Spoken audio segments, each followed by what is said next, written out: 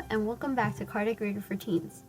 For those of you who might not know, Cardiac Reader for Teens is a place where teens can come together with other teens to learn about Spiritist teachings and topics in a way that we can relate to more as teenagers in today's society. Because sometimes it can be very confusing to listen to adults lecture or to just read these complicated books on your own, so hopefully together we can try and work it out and make more sense of it than if you were just skimming through the pages or half listening to an adult lecture. So before we get started today, I'd like to give a short little announcement. Through the Institution for Research on Unlimited Love, it's a nonprofit organization about unlimited love, and it's not set to one specific religion. It's open for all. They're having the second teen essay contest. So this essay contest, it's open from teens 13 to 19, and it's open for all religions, all backgrounds, anything you can imagine. It's open for everyone, all teenagers, 13 to 19, and all the essay is about is I'll read the prompt directly, and it says, to describe your spiritual experience of divine love directly and or through others, and how these experiences may have increased your kindness and compassion towards all people. So the essay is about this. It's about divine love and how that divine love has changed you. And it doesn't matter, you can talk about your religion, you can talk about the religion of a friend, you can talk about anything at all that you would like, that you think fits in this. And there are prizes for different places, and I just think it would be really amazing if one of the winners was a Spiritist teen or someone that affiliates with Cardiac Reader for Teens. So if you guys are interested, feel free to email me at cardiacreaderforteens@gmail.com, and I'll send you all the full information of it. So now let's get back to our normal routine of reading through the Spirits book together. Last week we started on the chapter called The Intervention of Spirits in the Corporeal World. So we're talking about the spirits in the spirit world interacting with the corporeal world. And then we left off in the middle of a section, and this section was titled The Concealed Influence of Spirits on Our Thoughts and Actions. So if you did miss last week's show, I suggest that you go back and listen to it, because we did leave off in the middle of the section, so it'll make more sense if you go through it all together.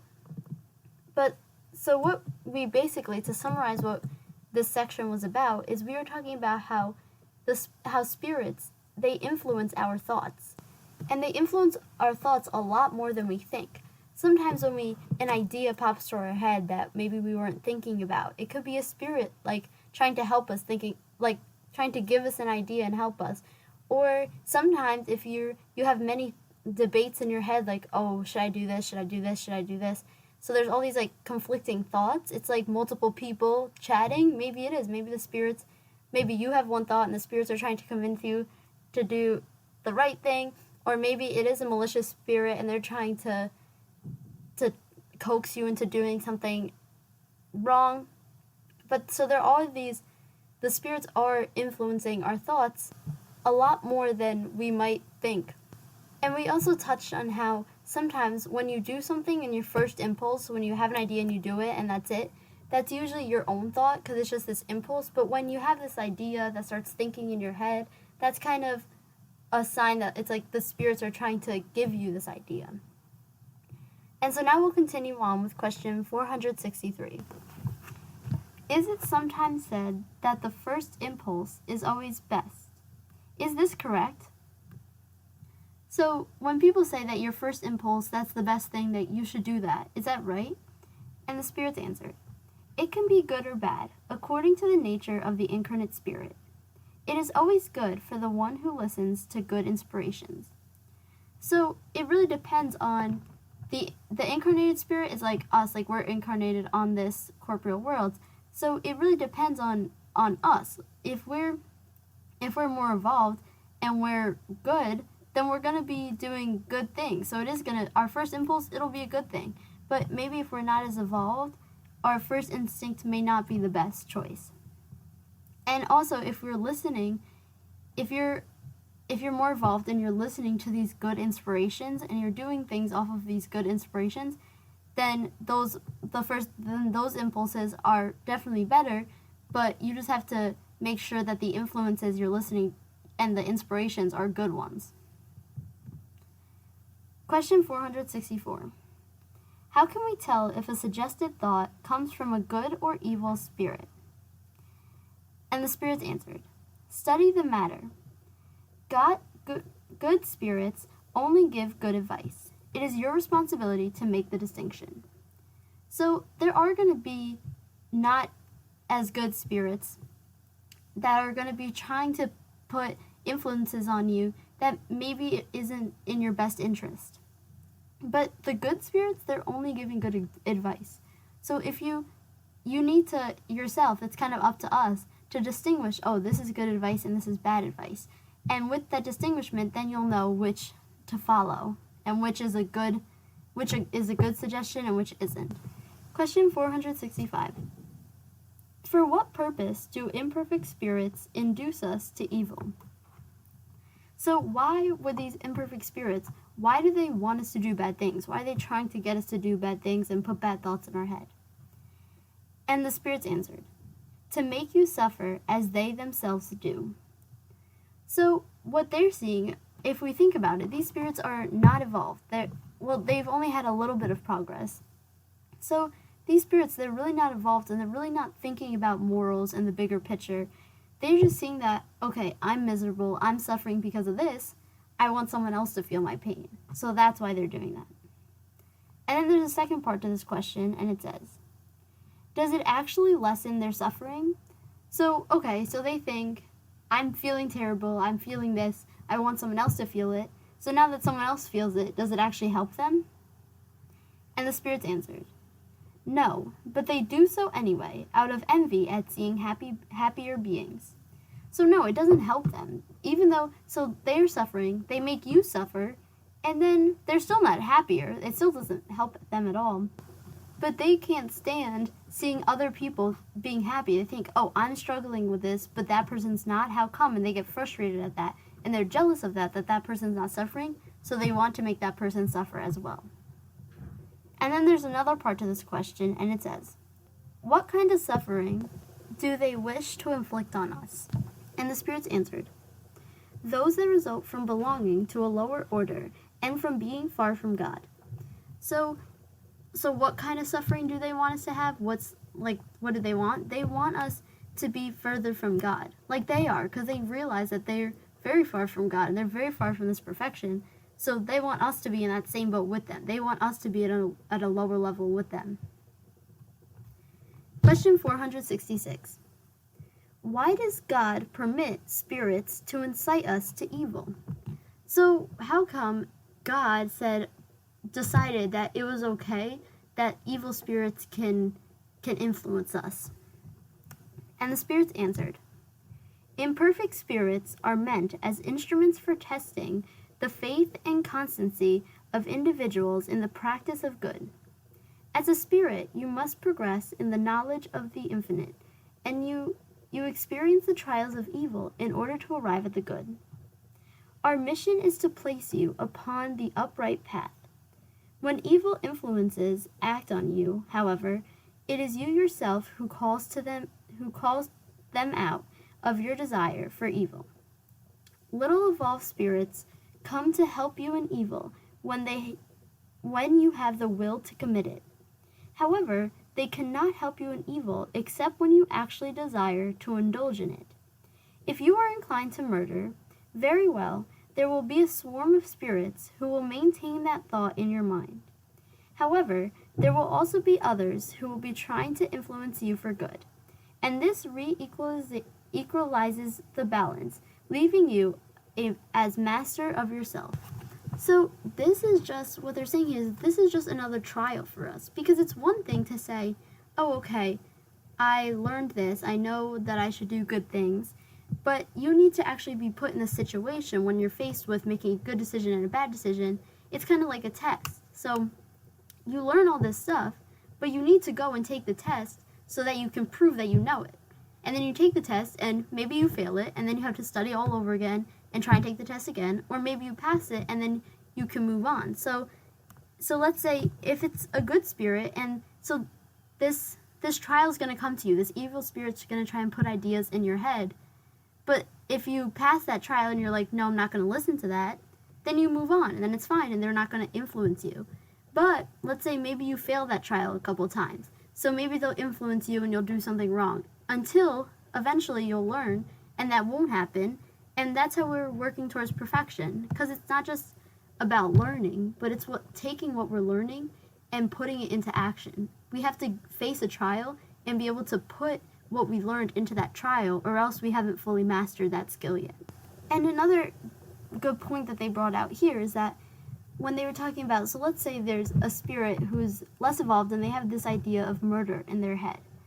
So there's going to be evil spirits that are going to come and that are going to keep that idea in their head. They'd be like, oh yeah, that's a good idea. Keep doing that. Do that. You definitely should. So there's going to be evil spirits who are going to be encouraging that. But there's also going to be good spirits that are going to try and kind of help you to try and give you the other side. No, that's bad. They're going to try to explain to you. But so eventually you'll have both of these. You'll have both. You'll have the good spirits trying to convince you not to do it, and the evil spirits trying to convince you to do it. So basically, it's balanced again, and the only one that makes a decision is you. So you're just faced with more opinions, but it's really up to you on what you decide to do. Because these are really only ideas that they're giving. Just because they're giving ideas doesn't mean we have to follow it. It's up to us if we're going to follow it, or if we're going to rationalize to ourselves and think of something better. And this goes along with what we were talking about before, that the good spirits are only really going to be trying to give you good advice. They're only going to give good advice. They're not going to say something evil. So if there's a spirit, if there's these ideas about, let's say, murder or something very bad like that, you know it's not from a good spirit. So maybe you should try and avoid that thought or get rid of that thought. And then Allan Kardec puts his own comment in at the end of the question, and it says, "It is thus that God leaves to our conscience the choice of the course we must follow, and the freedom to yield to either the opposing influences acting on us." So this is God giving us this free will. It's our consciousness. It's us who decides which path we're going to take. If we want to go towards evil, towards good, we're going to get to perfection eventually, but it depends on us how long it's going to take us to get there, how we're going to improve. If we're going to keep making mistakes, we're just going to take a longer time to get to perfection, but we'll all get there, and God has that plan for us. But it's up to us to choose what trials we're going to undergo at what time. Question 467. Can people avoid the influence of spirits who incite them to evil? So there's this spirit that is trying to get you to do evil things. Can you avoid it, or is that kind of like irresistible? And the spirits answered, yes, because they only attach themselves to those who solidate with them their desires or attract them with their thoughts. So the evil spirits are only gonna find you or come for or connect with you if you're having these thoughts yourself. So if you don't have those thoughts and trying to think positive, and if you maybe get that little idea, let's say a spirit's trying to bother you, let's say, try and push it out and then avoid it, then you'll be fine. They only really, let's say, connect with another spirit if there's that mutual thought. If that, like they were saying, if the spirit in the previous example of if a spirit is thinking about murder, then they're already on their level. They're already on their vibration, so then those evil spirits kind of attach to that. But if you're not having that thing, it's hard for them to attach to anywhere. Question 468. Do spirits whose influence is repelled by an individual's will finally give up on their attempts? So they're trying to influence this spirit. This incarnated spirit. They're trying to influence you, and you keep pushing it out. You keep pushing it out. Keep resisting it. So do they finally give up? And the spirit said, what else could they do? When they have nothing to do, they leave. Nevertheless, they attentively watch for a favorable moment, as the cat attentively watches the mouse. So eventually, they're going to give up. If there's nothing for them to do, they're going to get bored, and they're just going to leave and move on to the next person if you really are able to resist enough. But, of course, they do watch for a good moment, like a moment when you got mad at something. So then they'll try and get you then, not when you're calm, because maybe when you're calm and everything's okay, you don't think about those bad thoughts. But maybe if something happens and you get angry or frustrated, they look for these moments. But eventually, if you do keep resisting that, they will just get bored and kind of leave. Question 469. By what means can we neutralize the influence of evil spirits? And the spirits answered, by doing good and placing all your trust in God. You repel their influence and you destroy the power they desire to have over you. Guard yourselves against listening to suggestions of spirits who excite evil thoughts in your mind, those who incite discord and arouse you in all evil passions. Above all, distrust spirits who flatter your pride, for they are attacking you at your weakest point. That is why Jesus teaches you to say in the Lord's Prayer, Lord, do not let us fall into temptations, but deliver us from evil. So the way to avoid the influence of evil spirits is to do good and to trust God and to keep doing what God wants. If we're following this path of good, and we're going to really block out that evil, and they won't really, like we were saying, they won't really be able to connect to anything because we're pushing out those evil thoughts. We're following God, we're trusting God, and so it'll push them away. And like we were saying before, don't listen to this. When an evil idea is coming to your head, then don't listen to it, because you know that's not good. Like we said, the good spirits are always going to give good advice. So if there's something that seems wrong or bad, or maybe it doesn't seem bad to you, but would someone else think that's bad? If someone else would think that's bad, then okay, that's a bad idea, then try to avoid it and push it out. And don't listen to those bad ideas.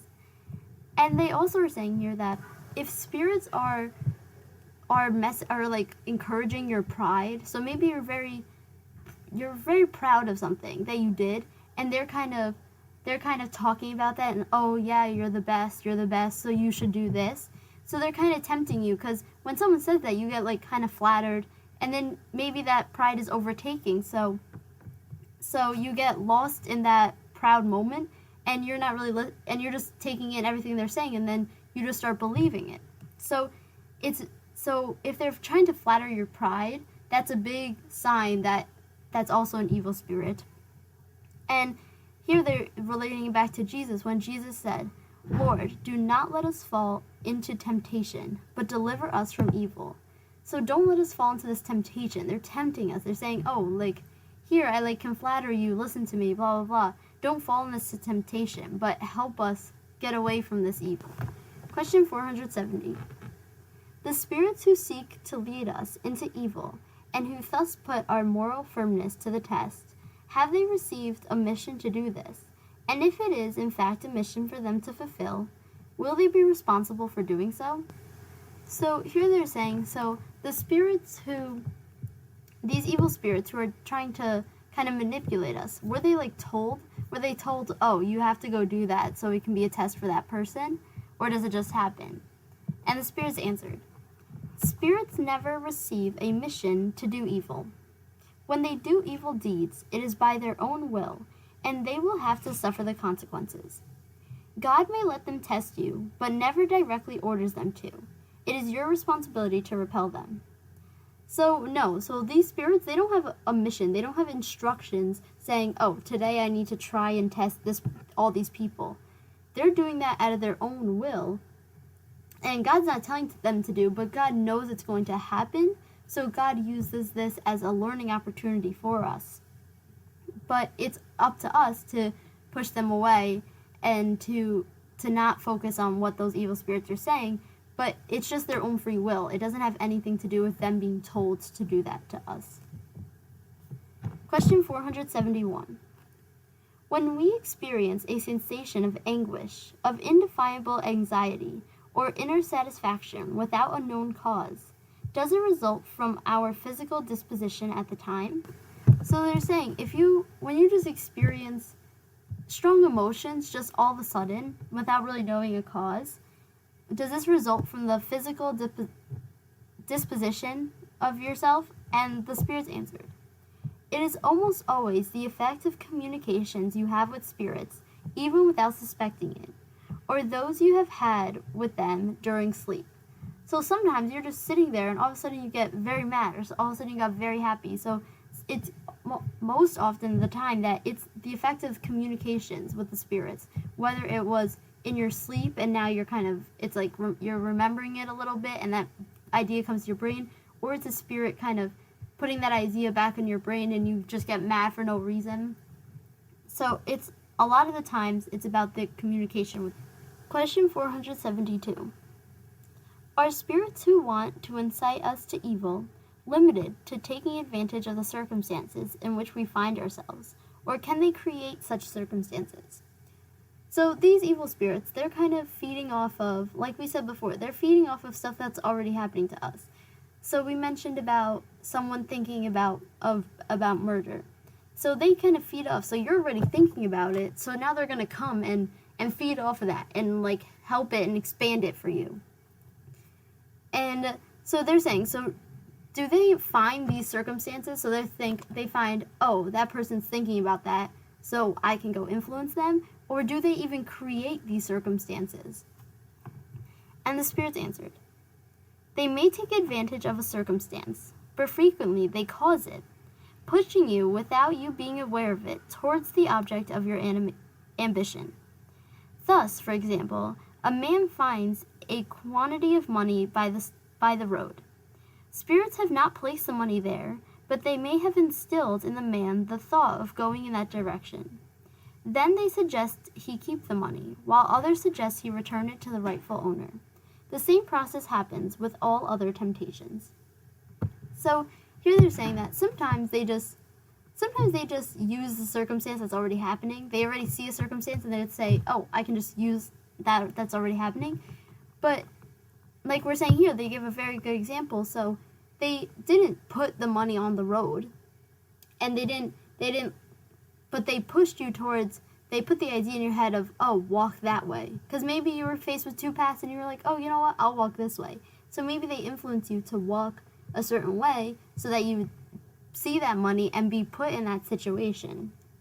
So they do also cause the situations, but sometimes they just take advantage of the situation that's already happening. And now we're on to the next section of this chapter, and we'll just read a little bit of it. And this section is titled The Possessed. Question 473. Can a spirit temporarily take over the corporeal envelope of a living person? In other words, can it enter an animate body and replace the spirits incarnated in it? So here the question is, so can another spirit take over your body? Just replace you in your body? And the spirits answered, a spirit does not enter a body as you enter a house. Instead, it associates with an incarnate spirit who has its same defects and qualities, so that they can both act conjointly. Nevertheless, it is always the incarnate spirit who acts upon the matter, enveloping it and according to its own wishes. A spirit cannot replace the one who is incarnate, because the spirit is connected to the body until the set time for the end of its material existence. So, the body, it's not a house where you can just walk in and fit more and more people. If there's one person in it, one spirit in it, that's it. So a spirit can't come and walk in and enter it. But the thing is, if they find a spirit who's very similar to them, they will just become very closely attached. It's like you're gluing it to the back of that spirit, but they're not entering. And also because, and that spirit can't take over the body because the incarnate spirit is connected to the material body until corporeal death. Question 474. If there is no such thing as possession per se, that is, the cohabitation of two spirits in the same body, may a spirit nonetheless find itself dependent on another spirit, so that it sees itself subjugated or obsessed by it to such a degree that its own will is in some way paralyzed. So they're saying, so there's not like a possession as if we're talking about two spirits in the same body. That's not happening. If that can't happen, there's no such thing as two spirits in the same body. But is there a way that there's a spirit that's so, like, kind of gluing itself to you, that in a way you feel like you're not really in control. Like they've really taken over and they're really able to influence what you do and what you think.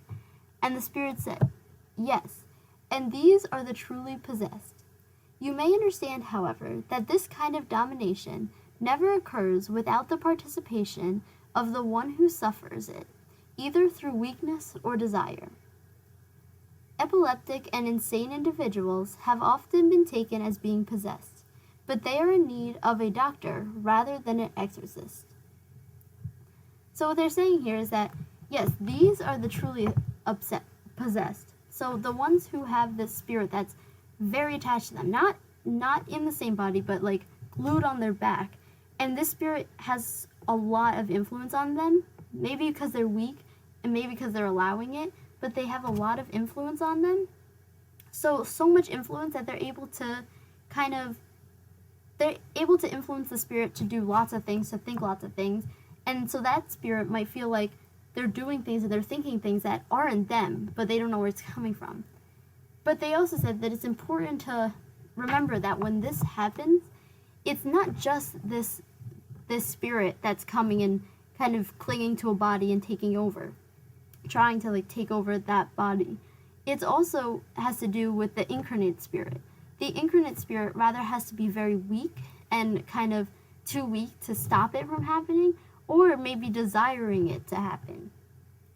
And they're saying here that so sometimes insane individuals, they have been called possessed. Sometimes like epileptic and insane, they've been called possessed, but it's not, because it's not their weakness, it's not what's happening, it's not this what we just defined as possession.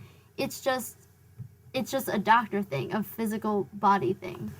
And then Allan Kardec puts his own comment in, and he says, in its common acceptance, the word possession presumes the existence of demons, a category of beings of a depraved nature, and the cohabitation of one of these beings with the soul of the individual in his or her body.